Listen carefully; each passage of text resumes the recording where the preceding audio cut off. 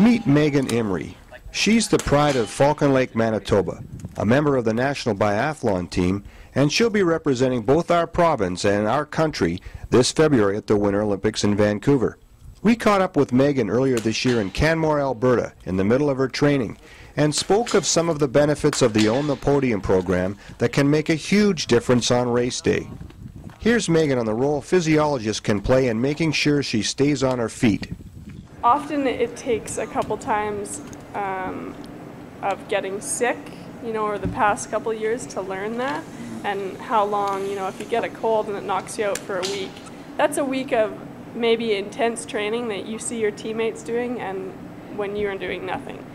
And so it's vital to be listening to your body at this time of year, and we are monitoring along with the sports physiologists in Calgary.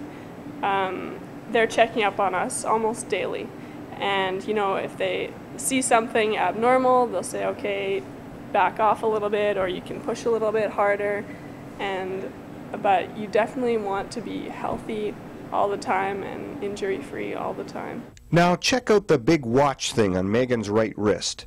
That's actually a heart rate monitor that sends a signal from the training center in Canmore to physiologists at the University of Calgary. And Megan explains just how that, along with frequent blood testing, can help set off alarm bells an athlete might not even know are present. We do kind of this morning heart rate test that will send off. These can be hooked up to the computer, and we'll send it off to them. They analyze it. I don't really know how it works, but they have build up all these files for us so that they can tell what's normal and what is not. And so it happened just the other day, actually. I was going to go to training in the morning, and they said, no, don't do anything today. And I was happy because that day I just felt like knocked on my back, like I was so tired, and so it's pretty scientific. There's lots of things that are kind of behind the scenes that even we don't really know about in terms of staying healthy. Also, like blood testing comes into play, because that's another thing that you might not realize, that something is a little bit off, but your blood will tell the tale. So if you need more iron, or if you need more rest, or if you're going to get sick, that will all show. The national biathlon team also spent time this summer in Whistler, site of the Olympics in February, not just to get a better feel for the course, but to speak with a psychologist.